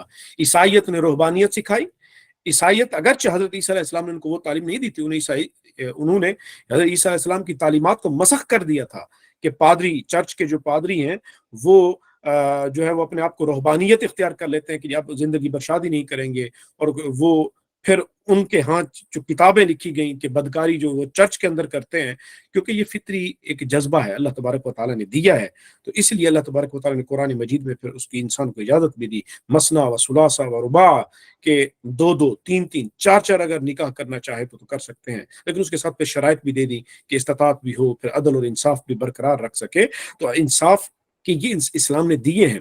اب انسان کے عورت کو بھی حق دیا، مرد کو بھی حق دیا، کہ وہ حق کیا ہے؟ وہ حق ہے کہ تم نے اپنی زندگی گزارنے کا جو فیصلہ ہے وہ اختیار ہم تمہیں دیتے ہیں۔ تم مرد کو کہا کہ تم کس لڑکی کو پسند کرنا چاہتے ہو، لڑکی کو اختیار دیا کہ تم کس لڑکے کو کے ساتھ نکاح تمہارا ہونا چاہیے، تم اجازت دو گی تو تمہارا نکاح ہو جائے گا۔ اور جہاں لڑکی اور لڑکے کا آپس میں جاننے کا تعلق ہے تو یاد رکھ لیں، جاننے کے یہ آج کل کے جو سماجیت کا نظام ہے، ماڈرن سسٹم ہے، یہ کہتا ہے جی ایک دوسرے کو جان، ایک دوسرے کو شادی سے پہلے جانے کی چیز نہیں، تو انسانوں کے اس خاندانی نظام کو کمزور کر دیا ہے۔ دیکھیں انسانوں کے اندر ایک کیوریاسٹی ہوتی ہے دوسرے کو جاننے کی، اور وہ انسان جاننا شروع کب کرتا ہے کسی اور جینڈر کو، مرد ہے تو عورت کو، وہ ہوتا ہے نکاح کے بعد، کہ شادی ہو جائے، شادی ہونے کے بعد وہ ایک دوسرے کو آہستہ آہستہ جاننا شروع کرتے ہیں، پھر ان کے دلوں میں محبت کے جذبات پیدا ہوتے ہیں، کیونکہ یہ تعلق پھر قبر تک چلنا ہوتا ہے، اور یہ تعلق اسی وقت تک چلتا ہے، اور یہ تبھی برقرار رہ سکتا ہے کہ اگر اس کو اسلام کے اصولوں پہ اٹھایا جائے۔ اسلام صرف اتنی اجازت دیتا ہے کہ آپ ایک نظر اس عورت کو دیکھ لیں، اور جہاں پسند کرنے کے بارے آئی تو حضور علیہ السلام نے فرمایا کہ لڑکی کو پسند کی، رشتہ جب بھی پسند کیا جاتا ہے یا تو عورت کو اس کے حسن کی وجہ سے، یا تو اس کی دولت کی وجہ سے، یا پھر تیسری ہے کہ اس کے دین کی وجہ سے۔ آپ نے فرمایا دیندار عورتوں کو تلاش کرو، دیندار یعنی کہ اس کی نسبت اس کے حسن کی طرف، ٹھیک ہے تمہاری ایک ترجیح ہوگی، تم رکھو، ضرور رکھو، لیکن بنیادی ترجیح جو ہے وہ اس کے دینداری کو دیکھو کہ وہ دیندار ہو۔ تو اسی طرح عورت کو تلقین ہے، اور جو قرآن مجید کے اندر اکثر لوگ دھوکا کھا جاتے ہیں کہ اللہ تعالیٰ نے ارشاد فرمایا کہ غلیظ عورتیں غلیظ مردوں، خبیث عورتیں خبیث مردوں کے لیے اور خبیث مرد خبیث عورتوں کے لیے. تو کہا کہ جی ہم نے تو کئی دفعہ دیکھا ہے یہاں پر جو جوڑے بنتے ہیں نیک عورتوں کے لیے تو بڑے خبیث آئے ہوئے تھے مرد، اور بعض اوقات نیک مرد کے لیے خبیث خواتین آئی ہوئی ہوتی ہیں. تو یہ تو قرآن مجید کے تو کچھ کہتا ہے، جبکہ ہم نے حالات زندگی کچھ اور دیکھتے ہیں. تو یاد رکھ لیجیے قرآن مجید کی آیت نے یہ جو بات کہی ہے یہ بنیادی طور پر انسانی جو ایک رویہ ہے، انسانی طبیعت، انسانی مزاج ہے، رجحان ہے جو طبیعت کا انسان کا، اس کو بتایا ہے. یعنی وہ مرد جو فطری طور پر خبیث ہوگا وہ کبھی بھی نیک عورت کو پسند نہیں کرے گا، اس کی طبیعت کا رجحان خبیث عورت کی طرف ہی جائے گا. اور جو خبیث عورت ہوگی وہ فطری طور پر کبھی نیک مرد کو پسند نہیں کرے گی، وہ خبیث مرد کو ہی پسند کرے گی. اور جو عورت اپنی فطرت میں نیک ہوگی وہ نیک مرد کو پسند کرے گی، اور جو اپنی فطرت میں مرد پاکیزہ ہوگا وہ پاکیزہ عورت کو پسند کرے گا. یہ بنیادی طور پر انسان کی فطری رجحان کی بات کی گئی اس آیت کریمہ کے اندر. جناب جزاک اللہ سر، بہت شکریہ. میں چاہوں گا کہ جتنے ہمارے پارٹیسپینٹس ہیں ان میں سے کسی کا کوئی کوشچن ہے تو آپ اپنے آپ کو انمیوٹ کر کے اور براہ راست میں وہ سوال کر سکتے ہیں.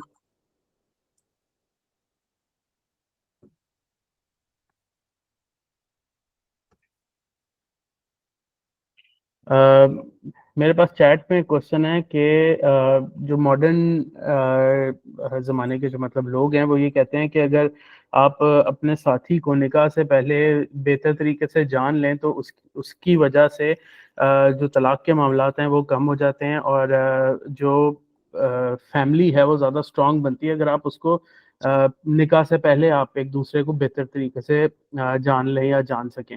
تو ہمیں کس حد تک اس سے اگری کرنا چاہیے اس کانسیپٹ سے؟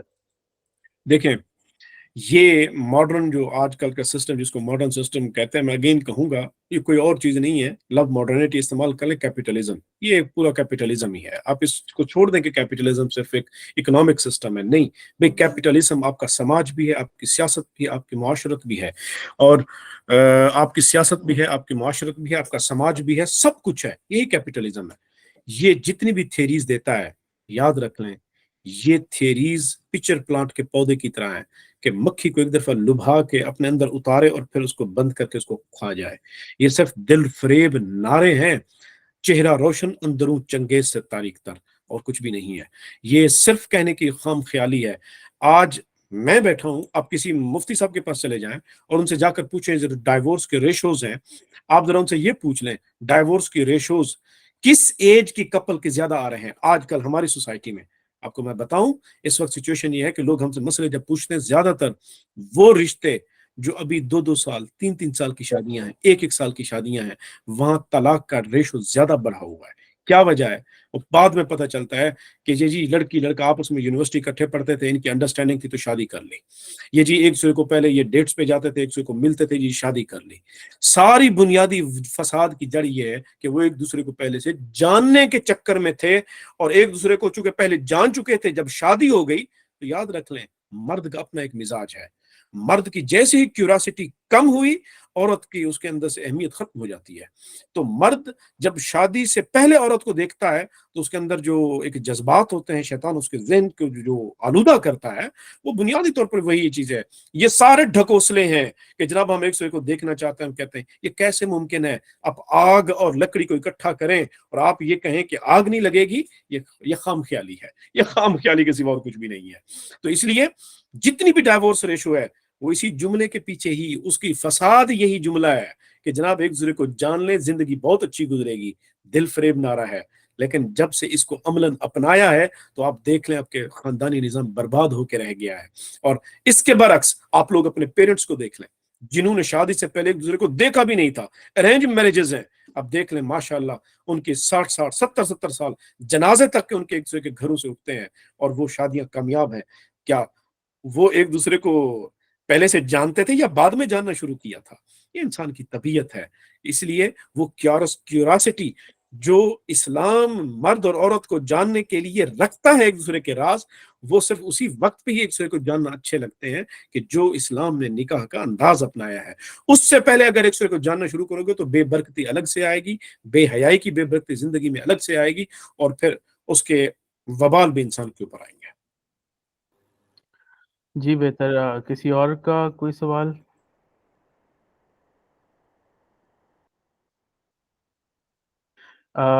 ایک اور ہمارے پارٹیسپینٹ کا کوشچن ہے کہ what should a woman consider in a man as an Islamic criterion؟ مطلب ایک لڑکی جو ہے وہ مرد میں کیا دیکھے شادی کرنے سے پہلے، وہ کیا کرائٹیریا ہوتے ہیں جس پہ جج کرنا چاہیے؟ دیکھیں دونوں کے بارے میں یہی کیا ہے، دونوں کے بارے میں یہی ہے کہ وہ ایک دوسرے کے اندر کردار کی پاکیزگی کو دیکھیں، اور فرمایا کہ سب سے بدترین رشتہ وہ ہے جو دولت کی وجہ سے کیا جائے. سب سے بدترین، اس کے بارے میں تو واضح الفاظ ہے نا کہ سب سے بدترین رشتہ وہ ہے جو دولت کی وجہ سے کیا جائے، اور سب سے بہترین رشتہ وہ ہے جو کسی انسان کی دینداری اور اس کے کردار کی پاکیزگی کی بنیاد پہ کیا جائے. صحیح، بہتر. جی اور کسی کا کوئی کوشچن؟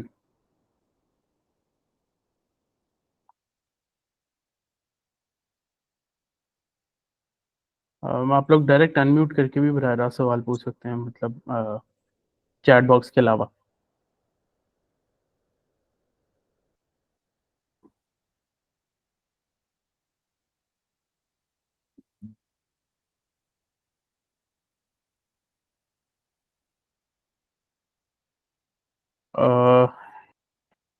ایک اور کوشچن ہمارے پاس آیا ہے کہ پاکستان میں کی سوسائٹی میں خاص طور پہ اپنے والدین کو اگر بتایا جائے اپنے محبت کے بارے میں اگر کسی دوسرے سے ہو گئی ہے تو وہ ایک ٹیبو کنسیڈر کیا جاتا ہے، تو کیا اسلام میں بھی ایسا ہی ہے؟ نہیں، ایسا نہیں ہے. آپ اپنی پسند کا جو اظہار ہے وہ اپنے والدین کی خدمت میں جا کر سکتے ہیں کہ مجھے فلاں جو ہے وہ خاتون یا لڑکی مجھے پسند ہے اور میں چاہتا ہوں کہ میں اس سے نکاح کروں.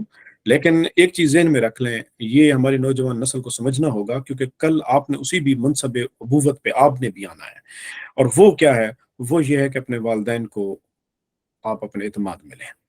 والدین سے ہٹ کر آپ اپنے معاملات نہ کریں، وہ ان کا حق ہے. اس لیے کہ ماں نے 9 ماہ آپ کو پیٹ میں رکھا، باپ نے آپ کو زندگی کی اپنی ساری خواہشات کو ایک ایک کر کے قربان کر کے آپ کو پالا پوسا بڑا کیا. تو یہ کیسے ممکن سوچ سکتے ہیں آپ کہ جب آپ کی وہ زندگی کا فیصلہ کرنے آئیں گے تو پھر وہ آپ کو دشمن سمجھ کے آپ کے خلاف فیصلہ کریں گے؟ ان کا بھی حق ہے آپ کی زندگی کے اوپر، تو وہ بھی فیصلے میں اپنا کردار ادا کریں گے. تو اس لیے والدین کو بھی گزارش ہے کہ وہ اس معاملے کو اس طرح نہ لیں کہ یہ بے حیا ہو گیا ہے یا یہ ایسا وغیرہ وغیرہ، جس طرح کے ہمارے معاشرے میں پنپتا ہے. میں نے پہلے بھی عرض کیا تھا کہ خواہ والدین کی سائڈ ہو یا نوجوانوں کے سائڈ ہو، ہمارے ہاں دین کے جو قرآن و سنت کے امور ہیں وہ ہم نے خود کو ڈیٹیچ کیا ہوا ہے. ہمارے ہاں قرآن و سنت کا فہم جو ہے وہ اس انداز میں ہمارے معاشرے میں نہ ایجوکیشن کی دیکھیں آپ ایجوکیشن کے ذریعے دے سکتے ہیں، ایجوکیشن ہوئی نہیں. علماء نے جہاں تک کچھ لوگوں کے کانوں تک سماعتوں تک جو چیزیں پہنچ سکی تو پہنچا دی، ورنہ ہمارے معاشرے کا ایک المیہ ہے. تو لہٰذا نوجوان ہاں لڑکی کے بارے میں ہے کہ وہ اس طرح انداز میں اگر ایسا کرے گی تو وہ بے حیائی شمار ہوتی ہے اس کی، لیکن وہ اپنی ماں کو جا کر وہ بتا سکتی ہے کہ اگر 2-3 رشتے آئے ہیں تو اسے کون سا رشتہ پسند ہے، تو یہ لڑکی کا حق ہے. صحیح، بہتر. اور کس ایکسٹینٹ تک جانا چاہیے اپنے پیرنٹس کو مطلب کنونس کرنے کے لیے؟ کیونکہ ظاہر ہے بہت سارے نوجوان ہوتے ہیں جو کافی حد تک تو میں کوئی 5 مہینے 6 مہینے تک چل رہی ہے، ہاں نہیں یہ کچھ پوائنٹس دیے جا رہے ہیں اور وہ مطلب کنونس کرنے کا ایک طریقہ چل رہا ہوتا ہے. تو کس حد تک جو ہے وہ اس میں جانا چاہیے؟ حد یہ ہے کہ دیکھیں، حد یہ ہے کہ میں آپ کو ایک حدیث پاک ہے جس کا مفہوم میں آپ کو سنا دیتا ہوں، اسی سے اندازہ لگا لیجئے گا چونکہ اہل عقل ہیں. حد ہے یہ کہ اگر کسی نوجوان کسی انسان سے اس کے والدین ڈرتے ہوں تو فرمایا اللہ اور اس کے رسول کی لعنت ہے اس پر، اس اولاد پر اللہ اور اس کے رسول کی لعنت ہے کہ جس سے اس کے والدین ڈرتے ہوں. اور اسی طرح اس بیوی پر اللہ اور اس کے رسول کی لعنت ہے جس کے شر سے اس کا خاوند ڈرتا ہو. تو یہ تو واضح طور پر یہ الفاظ موجود ہیں اس طرح کے. جو اب اگر کوئی نوجوان اپنے والدین کو ڈراتا ہے، کسی بھی انداز سے ڈراتا ہے اور قائل کرنے کے لیے ڈراتا ہے، تو وہ دیکھ لے کہ وہ کس صف پہ کھڑا ہوگا.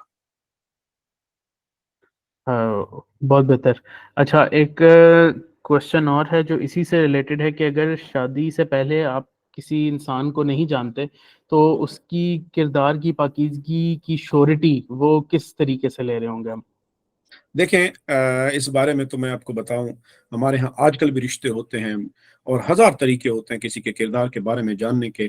بندہ تھوڑی سی تحقیق کر لیتا ہے، ہاں بھی فلاں آدمی ہے، فلاں ہے، تعلق ہے، فون ہوتے ہیں، ایک سے کے تعلقات ہوتے ہیں، پتہ چل جاتا ہے. یہ کوئی ایسا آج کل کے زمانے میں تو یہ مشکل نہیں رہا، آج کل کے زمانے میں تو یہ قطعی مشکل نہیں رہا اور یہ جانا جا سکتا ہے. لہٰذا یہ کوئی ایکسکیوز نہیں بنایا جا سکتا کہ ہم اس کو نہیں کر سکتے، بالکل پتہ چلایا جا سکتا ہے. صحیح. اور ایک آخری جو بڑا امپورٹنٹ کوشچن ہے وہ یہ ہے کہ جو ہماری یونیورسٹیز میں ایک انٹر مکسنگ ہوئی ہوئی ہے دونوں جینڈرز کی، جس طرح اکٹھے ظاہر ہے جب پڑھ رہے ہوتے ہیں تو کہیں اس میں بعید نہیں کہ جو فیلنگز وغیرہ ڈیولپ ہو جاتی ہیں اور اس کے بعد ظاہر ہے حرام ریلیشن شپس میں جاتے ہیں اور پھر وہ بری فیلنگز، ڈپریشن، ٹینشن اور وہ ساری چیزوں میں جاتے ہیں، اپنی ایجوکیشن کا بھی بیڑا غرق کرتے ہیں. تو اس کے حوالے سے اسلام کیا کہتا ہے کہ کس قسم کے پردے کا جو ہے وہ انتظام ہونا چاہیے یونیورسٹیز میں، یا جو کرنٹ سسٹم ہے وہ بھی ٹھیک ہے، صرف اپنی حیا نظروں کا پردہ ہونا چاہیے، یا کیا بہتر ہے؟ دیکھیں یہ بھی ایک فتنہ ہے، اس فتنے سے جو ہے وہ یہ ایک لفظ کے بھی آنکھوں کا پردہ ہونا چاہیے. یہ پردہ تو دماغ کا پردہ ہوتا ہے. اسی بات یہ باتیں کر کے ہی دماغ پہ پردہ ڈالا جاتا ہے. بنیادی طور پر یہ باتیں کر کے پردہ ڈالا جاتا ہے. یعنی آپ مجھے یہ کہیں کہ جناب لکڑی کے اوپر پیٹرول چھڑک کے میں ساتھ میں لائٹر جلا کے رکھ دوں، آگ نہیں لگے گی. آگ تو جناب ویسے ہی لگنا ہوتی ہے، یہ ایسے آگ نہیں لگے گی. یہ ایک دھوکہ ہے اور اس کے علاوہ کچھ نہیں. اس تعلیم کے اثرات ہم دیکھ رہے ہیں کہ جس نے انسان کے پاکیزگی، انسان کے کردار سے ہی چھین لی ہے.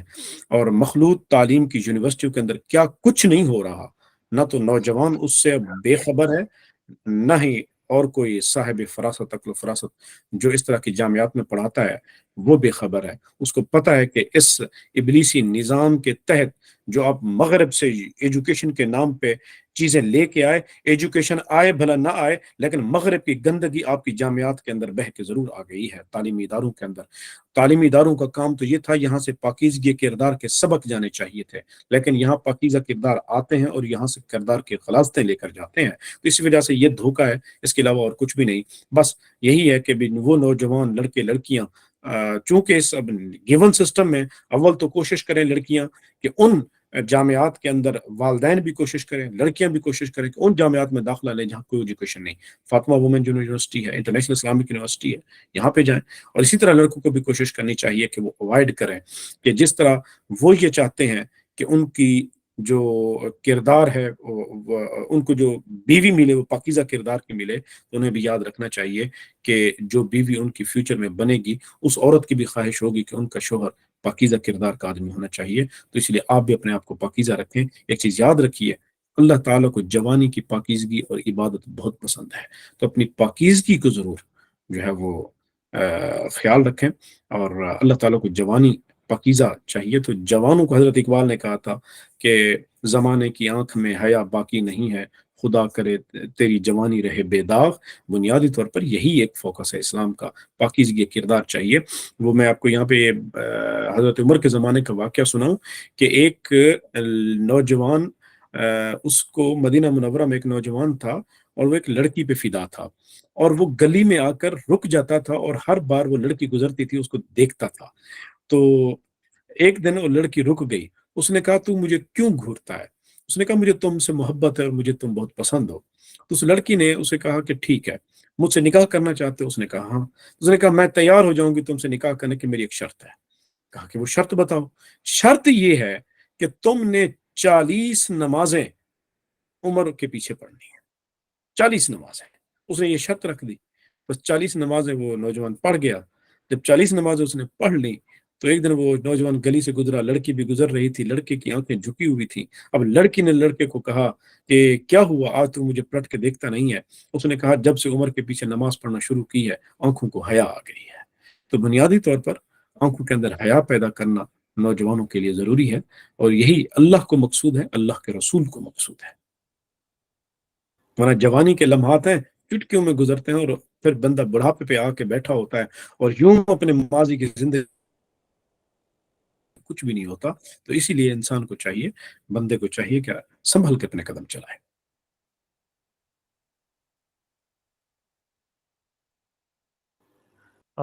بہت بہتر.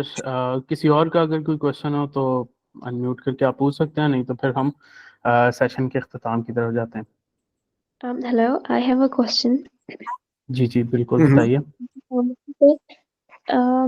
I want to ask about slavery. جو اسلام میں slavery کا concept ہے, پلیز مجھے کلیئرفائی کیجیے گا, مجھے اتنا زیادہ نہیں پتا. مجھے جہاں تک پتا ہے وہ یہ ہے کہ اسلام میں slavery کی ممانعت نہیں ہے. تو اگر نہیں ہے تو کیوں نہیں ہے؟ اور دوسرا یہ, اسلام میں ہمیں کہا گیا ہے کہ یہ equality based دین ہے. تو جب ایک دین ہی equality پہ بیسڈ ہے تو وہاں پر کوئی کسی کا غلام کیسے ہو سکتا ہے؟ دیکھیں, کچھ حقیقتیں ہوتی ہیں اور کچھ ریلیٹیوٹی تھیوری ہوتی ہے. آپ یہ دیکھیں کہ اسلام جب غلامی کے احکامات اچھا, ہمارے ہاں ایک فقہ کی کسی بھی کتاب کو اٹھا لیں گے, آپ کو غلامی کے باقاعدہ چیپٹر ملیں گے, غلاموں کو ڈیل کیسے کرنا ہے, اس کے ساتھ معاملات کیسے کرنے ہیں. آپ یہ دیکھ لیں کہ جس زمانے میں 1400 سال پہلے اسلام آ رہا ہے, دوسرے مذاہب اور دوسرے جغرافے میں غلاموں کے ساتھ حال کیا ہو رہا ہے. اچھا, اسلام اسی عالم میں کیا رہا ہے, آقا جو کھائے گا وہی غلام کو کھلائے گا, آقا جو خود پہنے گا وہی غلام کو پہنائے گا. اچھا,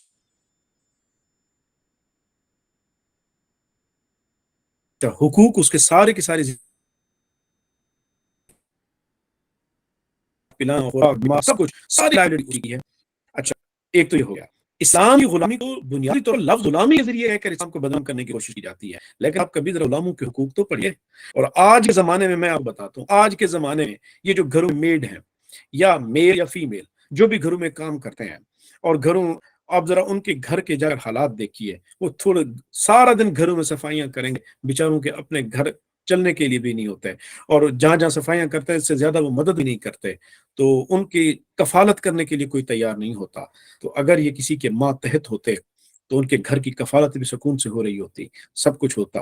تو آج یہی بچے جو آپ کو جگہ جگہ بھیک مانگتے ہوئے دکھائی دیتے ہیں, رات کو جب سوتے ہیں تو سائبان بھی ان کے پاس نہیں ہوتا, یہ اگر کسی صاحب ثروت کی غلامی میں ہوتے, اور غلامی کے بھی وہ انداز جو اسلام دیتا ہے کہ آقا جو کھائے گا وہ اس کو بھی کھلائے گا, جو پہنے گا اس کو بھی پہنے گا, وگرنہ قیامت کے دن وہی آقا اللہ کی بارگاہ میں مجرم بن کے کھڑا ہوگا, اور وہی غلام جو ہے اس اللہ کی بارگاہ میں اس کے خلاف کھڑا ہوگا. تو اگر آپ غلاموں کے حقوق کا جب تک چیپٹر آپ لوگ نہیں پڑھیں گے, آپ کو اندازہ ہی نہیں ہوگا کہ اسلام میں جو غلامی کیا جو تصور ہے وہ ہے کیا تصور. ایک وہ تصور ہے جو ہالی ووڈ کی موویاں آپ کو دیکھتی ہیں کہ کالوں کے ساتھ حشر کیا ہوتا ہے. آج بھی 21ویں صدی کے اندر جب آپ بیٹھے ہوئے ہیں تو لندن کے کئی ہوٹلز ہیں امریکہ کے جہاں پہ لکھا ہوا ہے کہ blacks and dogs are not allowed, کالے اور کتے ان کو اجازت ابھی بھی نہیں ہے. یہ کہتے ہیں جی ہم پڑھے لکھے اور سویلائزڈ ورلڈ ہیں, یہ ان کے ہاں حالت ہے. اس لیے میں کہتا ہوں کہ جب آپ اسلام کے غلامی سے متعلق احکامات کو پڑھیں گے تو بندہ تو سوچ اٹھتا ہے, یار میں تو خواہ مخواہ ایسے جاب میں بے روزگار مارا پھر رہا ہوں, میں اگر کسی کا غلام ہی ہوتا تو کم سے کم میرے گھر کے اخراجات ہی چل جاتے.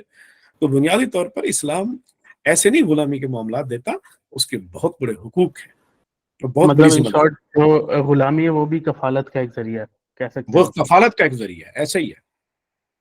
وہاں ایسی نہیں ہے کہ کوئی اس کو ذلیل کر دے, اس کو کر دے, نہیں نہیں نہیں نہیں, اسلام تو یہ قطعاً اجازت نہیں دیتا. اسلام تو دل توڑنے کی اجازت نہیں دیتا. آپ کہاں کی بات کرتے ہیں. بہتر. جی, اور کوئی سوال ہو کسی کا؟ السلام علیکم سر. وعلیکم وعلیکم السلام. السلام ورحمۃ اللہ. اچھا سر, میں نے چیٹ میں بھی یہ کوشچن کیا تھا, آپ نے میرے پچھلے والوں کے بہت اچھے مناسب جواب دیے, جزاک اللہ. اگلا کوشچن یہ ہے کہ اراؤنڈ اس ادر وہ unmarried female students ہو یا employees ہوں, they actually face hardships professionally due to their menstrual cycles اس پیریڈ کے اندر, اور in that scenario کچھ آدمی حضرات یا بندے یا لڑکے جینٹلمین بیہیویئر شو کرتے ہیں in the absence of their female colleagues, کیونکہ ہوتے ہی وہ ہیں, and they actually support with good intentions. اب یہ پورا جو سسٹم ہے اس کے اندر اچھائی ہے تو کیا اچھائی ہے, اور اگر برائی ہے تو کیا برائی ہے, اور کس طرح روکی جا سکتی ہے, اس کا ذمہ دار کون ہے؟ نہیں, مجھے جینٹل بیہیویئر کے لفظ ذرا کلیئر کیجیے, آپ کا کوشچن میں نہیں سمجھ سکا. یہ وہ بیہیویئر ہے جس کے اندر کوئی آدمی سپورٹ کر رہا ہوتا ہے کسی عورت کو for the better purpose, for the good intentions, کیونکہ ظاہر ہے اب سپورٹ تو چاہیے لڑکی کو, لیکن اب اس کا نکاح نہیں ہوا تو she can not be left helpless. یعنی کہ دفاتر میں وہ کام کرتی ہیں, اب یہ کہنا چاہ رہے ہیں. دفاتر میں یا جی جی بزنسز میں کہیں پر بھی وہ کام کرتی ہیں اور وہ اس سائیکل کے دوران جو ہے وہ اگر اپنا آفس کا کام نہیں کر رہی تو کوئی میل سٹاف جو ہے وہ ان کا وہ کام ان کو کر دیتا ہے، سپورٹ کر دیتا ہے. جی بالکل بالکل. ہاں اس میں تو کوئی حرج نہیں ہے، یہ تو ایک سپورٹ اور کیا کہتے ہیں کہ بھئی اب ہم ایک چیز ذہن میں رکھیں، ہم گیون سسٹم میں بیٹھے ہوئے ہیں. ایک تو اول تو عورت اس طرح ایسی جگہ پہ جاب اس کو کرنی نہیں چاہیے جہاں پہ ہر طرف اس کے مرد ہی مرد ہوں، بلکہ اگر خواتین بھی ہیں تاکہ وہ اسے کو سپورٹ کرتی رہیں. لیکن انفارچونیٹلی کیا کریں، اب گیون سسٹم میں اگر عورت جاب نہیں کرتی اور مجبور ہے اور اس کا گھر کا سائیکل ہی نہیں چلتا اور اس کو مجبوراً ایک ایسی جگہ پہ جاب کرنی پڑتی ہے، تو پھر وہ اپنے ڈریسنگ، اپنے لباس اور اپنے جس کو ہم کہتے ہیں کہ مان مریادہ اور اپنی وقار کو سب کچھ سامنے رکھتے ہوئے اگر وہ جاب کرتی ہے اور اس دوران اگر کوئی میل سٹاف اس کے کوئی کام کرتا ہے، سپورٹ کرتا ہے، تو یہ تو ایک انسانی ایک جذبہ رحم ہے. اور اللہ تبارک و تعالیٰ کے ہاں باقی نیتوں کے حال اللہ جانتا ہے، اگر وہ اچھے سپورٹ اچھی نیت کے ساتھ وہ یہ کرتے ہیں تو اللہ تبارک و تعالیٰ کے ہاں ان کے لیے اجر ہے.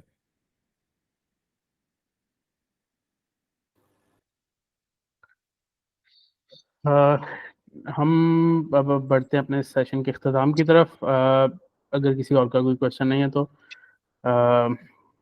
اگین ڈاکٹر صاحب بہت شکریہ، آپ نے ہمیں جوائن کیا اور اپنے قیمتی وقت میں سے ہمارے لیے اتنا ٹائم نکالا ہماری گائیڈنس کے لیے، ہمیں سکھانے کے لیے. اور ڈیفینیٹلی جو ہمارے آج کل کے نوجوان ہیں ان کو ضرورت ہے اس گائیڈنس کی، کیونکہ اب ایک جس کو کہتے ہیں نا کہ اٹس انف ناؤ، بہت ہو گیا کہ ہم نے دین سے دوری جو ہے بہت دیر سے ہم لوگ جو ہے وہ برداشت کریں. اب finally now is the time کہ ہم واپس جو ہے اپنے دین کی طرف پلٹیں، اور دین کو جب ہم ایک دفعہ سیکھیں گے تو تب ہی ہم جو ہے اس کو بہتر طریقے سے اپنے آنے والی نسلوں میں جو ہے وہ ٹرانسفر کر سکیں گے.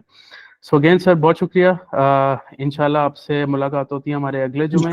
اسی طرح جو ہمارا فرائیڈے اسپیشل ایپیسوڈ ہوتی ہے، اور اس کا جو ہمارا ٹاپک ہے وہ غالباً ہے اسلام انسیپشن ٹو ہورائزن، جس میں ہم ایک اسلام کو ایک کامل دین، ایک کامل سسٹم کے طور پہ جو ہے وہ سمجھ رہے ہوں گے کہ جب ہم یہ بات کرتے ہیں کہ اسلام جو ہے وہ مکمل ضابطہ حیات ہے، تو وہ مکمل ضابطہ حیات کیسے ہے، اس کی جو کچھ دلائل ہیں وہ ہم آپس میں ڈسکس کر رہے ہوں گے. تو بہت شکریہ تمام حاضرین کا بھی جنہوں نے ہمیں جوائن کیا، اور ہم امید کرتے ہیں کہ آپ انشاءاللہ ہمیں اپنے جو اگلا سیشن ہے اس میں بھی اسی طرح جوائن کریں گے. تو انشاءاللہ ملاقات ہوتی ہے اگلے سیشن میں. بہت شکریہ.